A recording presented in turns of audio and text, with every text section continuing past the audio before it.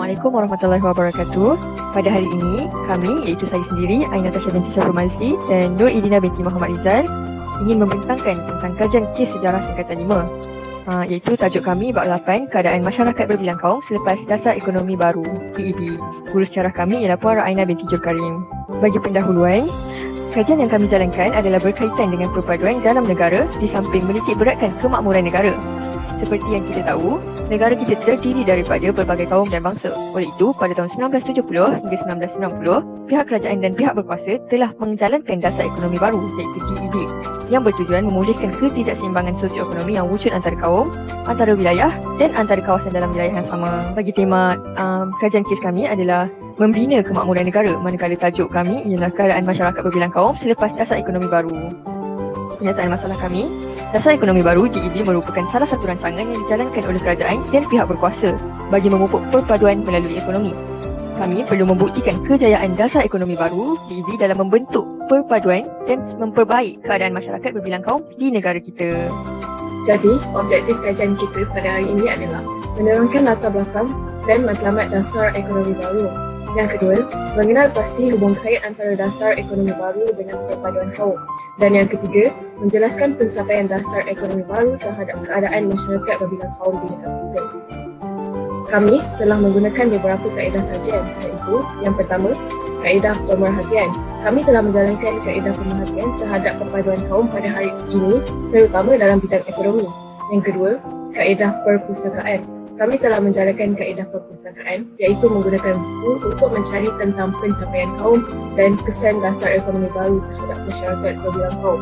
Dan yang ketiga, kaedah media. Kami telah mencari beberapa maklumat tentang perpaduan serta usaha yang dilakukan dalam dasar ekonomi baru untuk menjalankan kajian melalui rangkaian internet yang dapat dipercayai kesahihannya. Bagi hasil dapatan, iaitu untuk menerangkan objektif kajian yang telah kami kaji, seperti yang telah diterangkan oleh Idina, objektif kajian yang pertama ialah untuk menerangkan tentang latar belakang dan matlamat dasar ekonomi baru DEB. Antara latar belakang dasar ekonomi baru ialah pertama, dilaksanakan dalam tempoh 20 tahun iaitu bermula dari 1970 hingga 1990 sebagai rancangan pembangunan ekonomi dan perpaduan negara. Yang kedua, dasar ekonomi baru DEB dilancarkan melalui rancangan jangka panjang pertama yang merangkumi 4 rancangan pembangunan 5 tahun Malaysia, iaitu Rancangan Malaysia Kedua, Rancangan Malaysia Ketiga, Rancangan Malaysia Keempat dan Rancangan Malaysia Kelima.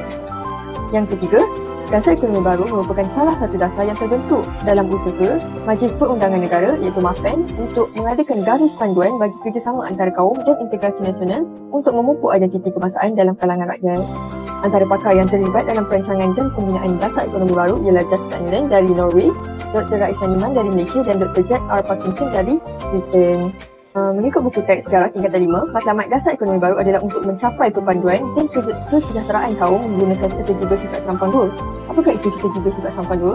Strategi bersifat bersampan dua ialah yang pertama untuk membasmi kemiskinan dengan menambahkan pendapatan dan memperbanyak peluang pekerjaan rakyat tanpa mengira kaum. Yang kedua, menyusun semula masyarakat untuk mengurangkan dan menghapuskan pengenalan kaum mengikut fungsi ekonomi. Antara isu sosioekonomi yang berlaku di Malaysia adalah seperti isu jurang sosioekonomi antara bumi putra dan bukan bumi putra. Yang kedua, isu jurang sosioekonomi masyarakat di desa dan masyarakat di bandar. Yang ketiga, isu jurang sosioekonomi antara pantai timur dengan pantai barat. Yang terakhir, isu sosioekonomi antara negeri. Yang kedua, mengenal pasti hubung kait antara dasar ekonomi baru dengan perpaduan kaum. Antara hubung kait dasar ekonomi baru dengan perpaduan kaum adalah melalui usaha-usaha yang dijalankan untuk memperbaiki keadaan masyarakat berbilang kaum di Malaysia. Antara 3 usaha yang telah kami gariskan ialah: pertama, mewujudkan peluang pekerjaan untuk semua golongan rakyat yang menganggur. Kerajaan telah menubuhkan beberapa agensi kerajaan untuk mempelbagaikan kegiatan ekonomi yang boleh menambahkan pendapatan rakyat dan membuka peluang pekerjaan yang lebih banyak untuk semua kaum. Hal ini kerana agensi-agensi ini juga memberikan bantuan dari segi peralatan, biji benih, kemudahan pinjaman dan khidmat nasihat yang secara tidak langsung dapat membantu rakyat membuat keputusan. Lembaga Kemajuan Ikan Malaysia juga ditubuhkan bagi meningkatkan taraf hidup nelayan dan memudahkan industri perikanan. Yang kedua, menambah daya pengeluaran dan pendapatan. Kerajaan telah mengenalkan industri kecil dan sederhana. Industri kecil dan sederhana (IKS) ini merujuk industri pembuatan barangan menggunakan modal yang kecil dan tenaga kerja yang tidak ramai. Rakyat juga diberi peluang bagi mengusahakan industri desa serta IKS. Usaha ini bagi memperbaik taraf hidup rakyat serta menambah daya pengeluaran dan pendapatan. Hal ini kerana industri ini meliputi kraftangan, makanan, pakaian dan inap desa. Antara IKS yang berjaya termasuklah Best Farm Corporation, Rural Food Industry Enterprise, Ramli Food Processing Sdn Bhd dan Faiza Marketing Sdn Bhd. Hasilnya, muncul ramai usahawan muda yang dapat menyumbang kepada pembangunan masyarakat dan negara. Yang ketiga, memperbaiki taraf dan kualiti hidup rakyat melalui pelajaran, latihan, kesihatan dan kemudahan infrastruktur serta lain-lain. Bagi memperbaiki taraf dan kualiti hidup rakyat, kerajaan telah mengambil langkah untuk melahirkan tenaga kerja mahir yang mampu menampung keperluan dalam bidang pertanian dan perindustrian. Hal ini kerana asas kepada latihan kemahiran ini telah diberikan sejak di bangku sekolah melalui mata pelajaran kemahiran hidup. Manakala, pendidikan menengah atas pula dibahagikan kepada dua jurusan iaitu akademik dan vocational. Bagi memenuhi keperluan ini, sekolah teknik dan vocational, maktab perguruan teknik, Politeknik, Universiti Teknologi Malaysia dan Universiti Institut Teknologi Mara telah ditubuhkan. Khusus kemahiran ini ditawarkan dalam pelbagai bidang untuk menampung permintaan terhadap tenaga kerja mahir. Misalnya, pekerja mahir dapat meningkatkan taraf hidup dan pendapatan melalui kemahiran yang dimiliki. Objektif kita yang ketiga iaitu untuk menjelaskan pencapaian dasar ekonomi baru terhadap keadaan berbilang kaum di negara kita. Antara pencapaian dasar ekonomi baru terhadap keadaan berbilang kaum di negara kita, yang pertama ialah berjaya mengurangkan jurang sosioekonomi antara masyarakat berbilang kaum. Hal ini saya katakan demikian kerana mengikut carian internet yang kami lakukan, sasaran dasar ekonomi baru untuk mengurangkan kadar kemiskinan dan jurang sosioekonomi antara Bumiputera dan bukan Bumiputera berjaya dilaksanakan. Kadar kemiskinan penduduk Malaysia telah berjaya diturunkan daripada 42.4% kepada 17.1% daripada 1970 hingga 1960. Hal ini telah membuktikan bahawa dasar ekonomi baru berjaya menyeimbangkan sosioekonomi penduduk Malaysia yang terdiri daripada pelbagai kaum. Selain itu, yang kedua pula ialah dasar ekonomi baru ini juga berjaya membantu dalam mengukuhkan perpaduan kaum dalam masyarakat berbilang kaum di Malaysia. Hal ini saya katakan demikian kerana antara rancangan yang dilakukan oleh dasar ekonomi baru ialah untuk meningkatkan taraf hidup rakyat dengan melibatkan penduduk di luar bandar dan di dalam bandar. Usaha yang dilakukan adalah menerusi kegiatan gerakan korporasi di luar bandar. Bukan itu sahaja, penduduk di bandar yang juga mengalami masalah pendapatan rendah juga dibantu oleh kerajaan dengan memajukan pelbagai jenis perindustrian bagi membuka lebih banyak peluang pekerjaan. Akhir sekali, mengikut pemerhatian kami pada masa kini, hasil daripada dasar-dasar yang dilaksanakan pada masa yang lalu seperti dasar ekonomi baru dan dasar pembangunan negara, ekonomi masyarakat berbilang kaum di negara kita semakin baik. Pada pemerhatian kami mendapati pada hari ini terdapat pelbagai jenis kaum bekerja dalam sebuah kawasan dan bidang yang sama dengan memberikan sepenuh komitmen dan kerjasama. Contohnya, dalam pekerjaan yang sangat diperlukan ketika musim pandemik ini iaitu Grab, kami mendapati terdapat pelbagai jenis kaum bekerjasama untuk melaksanakan tugasan.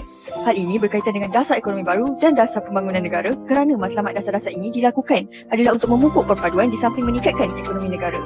Dengan itu, dasar ekonomi baru berjaya memenuhi matlamat yang disediakan pada masa dahulu dan akhirnya memberi kesan dalam perpaduan untuk generasi pada hari ini. Baiklah, bagi kesimpulan dan cadangan, konklusinya, dasar ekonomi baru memberi banyak iktibar dan manfaat kepada kita pada hari ini.